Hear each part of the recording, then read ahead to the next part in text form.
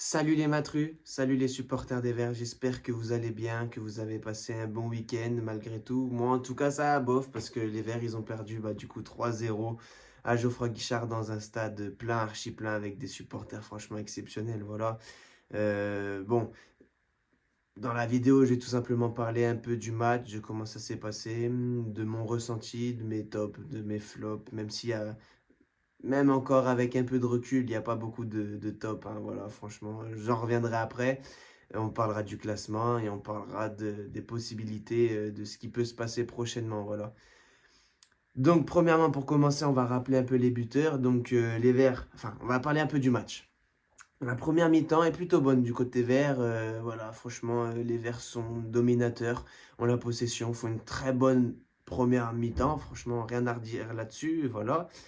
Et puis, bon, il manque ce but-là, il manque cette récompense-là pour les Stéphanois, ce but-là. Et personnellement, j'avais peur que 3 revienne beaucoup plus fort et plus dur et conquérant, en fait. C'est ce qui s'est passé. Franchement, ce qui s'est passé en deuxième mi-temps, on a vu le coaching troyen, hein. Franchement, on a vu la différence entre la première mi-temps et la deuxième période. Rien à voir, franchement, rien à voir. On avait trois, en fait, qui étaient dominants et qui revenaient avec des meilleures intentions. Et c'est là où le match a basculé.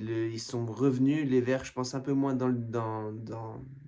un peu moins ouais, présents dans les impacts, présents dans les duels. Et ce qui fait que trois ont eu plusieurs occasions et dont un but dont un but à la 53e minute de Ifnaoui. Voilà, franchement, assez dégoûté parce que franchement, les Verts faisaient une plutôt bonne période. Et puis là, ça gâche les espoirs. Alors on se dit, il reste qu'un 0. Vu la première mi-temps qu'on a fait, on peut revenir peut-être dans le match. Rien qu'un match nul, je prenais. Il n'y a rien qui s'arrange. Il fait rentrer Miladinovic, il fait rentrer plusieurs joueurs. Franchement, il y a Dufus qui rentre.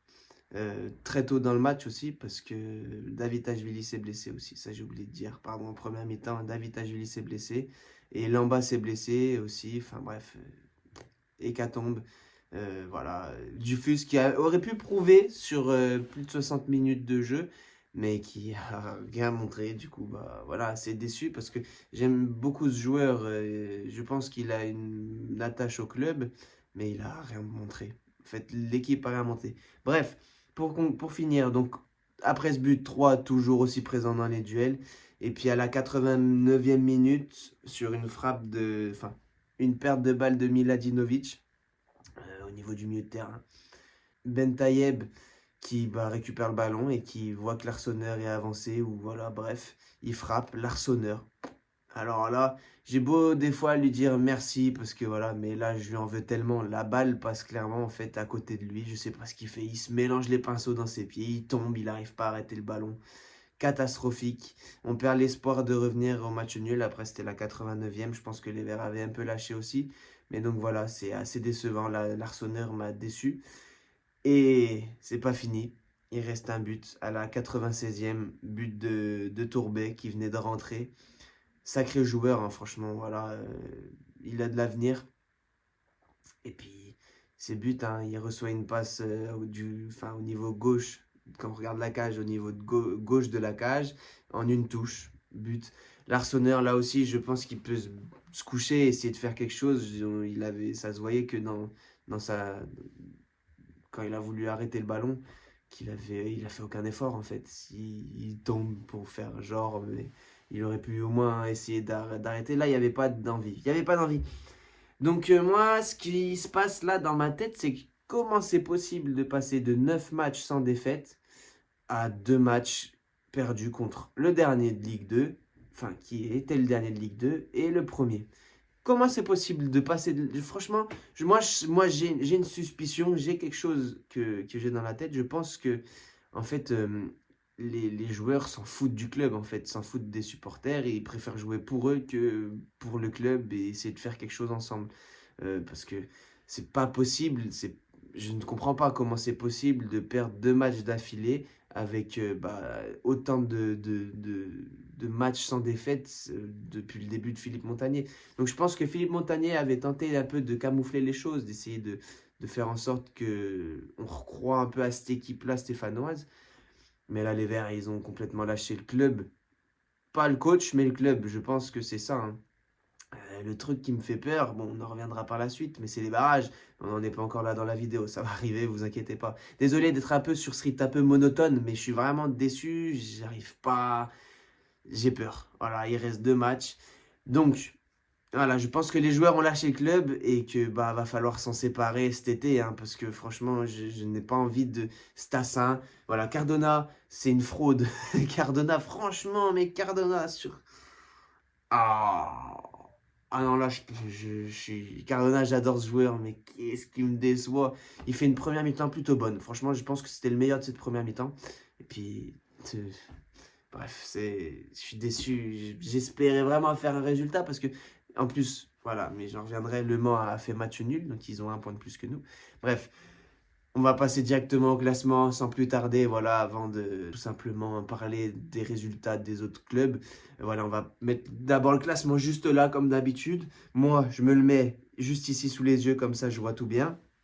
Donc, 3 qui est à 64 points, qui est promu automatiquement en Ligue 1, c'est officiel suite à ce match contre la Saint-Etienne. Voilà, après on a Le Mans qui nous passe devant à 58 points, voilà, qui a fait nul. Saint-Etienne, 57 points. Voilà, et derrière ça recolle, hein, mine de rien, parce que on voit les matchs qui se passent après, et franchement, ça fait peur. Red Star 54, Reims 52, Rodez 52, Montpellier 50. Voilà, et après ça se détache un peu, mais ça fait peur. Parce que, pour faire un peu le rappel des matchs qui vont arriver, tout simplement, les Verts peuvent clairement finir en fait 4e ou 5e à la fin de saison. C'est très alarmant parce que, tout simplement, je vais prendre sous mes yeux tout simplement les matchs à venir. Il y a tout simplement Le Mans contre Reims, ou certainement Reims. De toute façon, Le Mans, je vois peut-être match nul parce que les deux équipes ont gros à jouer. Reims qui peut viser plus haut parce que suite à la défaite des Verts, Le Mans qui doit prendre encore un peu d'avance sur les Verts. Voilà, c'est pas gagné du tout. On a Red Star contre Amiens. Red Star qui, s'ils gagnent contre Amiens, ils arrivent ex aequo avec nous. Sachant que nous, on joue Rodez. Ah, Rodez, un club qui n'a pas perdu depuis 2026. De toute façon, il faut une saison dingue aussi, hein, comme Le Mans. Voilà, ils sont sur une saison assez incroyable. Et j'ai vraiment peu d'espoir de faire un résultat face à Rodez, vu les matchs qu'on a fait précédemment. J'ai peur. Franchement, je suis vraiment pas serein parce que si on venait aller en barrage, j'ai peur parce qu'en plus, on va se taper au Auxerre. Auxerre, c'est très compliqué, hein. Auxerre, cette saison, si on arrive à aller jusqu'à Auxerre, parce que déjà, il va falloir jouer un club de Ligue 2 au barrage. Et là, déjà, c'est pas gagné vu nos résultats en ce moment. On n'est plus maître de notre destin. Le Mans a les cartes en main, enfin, les cartes au pied, pardon. Voilà, c'était pas la meilleure blague, mais voilà, ils ont l'avantage. On a un point de moins. Il faut faire attention. Essayer de garder espoir, mine de rien, même si ça reste assez compliqué. Voilà, j'ai peur. Je suis vraiment. Dites-moi dans les commentaires, vous, ce que vous en pensez de cette situation un peu alarmante, je vais dire. Parce que si on monte pas en Ligue 1, ah bah, franchement, moi, là, il y a vraiment un gros problème. Et les présidents, en fait, perdent toute crédibilité sur leurs projets, leurs idées, en fait. C'est terrible. Et moi, ça me déçoit. Alors, en plus, on a vu le cardinal blessé, David Ajuli blessé, Lamba, il l'a rechuté. À suivre, à suivre, à suivre. Après, bien sûr, rien n'est joué encore. Il reste encore 2 matchs. On ne sait pas ce qui peut se passer. Sur ce, les matrus, passez une bonne semaine. Voilà, si vous avez des choses à dire, n'hésitez pas à le dire dans les commentaires. Voilà, j'ai vu que vous avez fait plusieurs retours. Bien sûr, on a les supporters troyens qui ont chambré dans les commentaires, mais c'est pas grave. Franchement, je vois, il n'y a pas de chambrage à faire parce que en vrai, les Troyes, ils ont fait une saison magnifique. Franchement, ils ont été réguliers. Nous, non.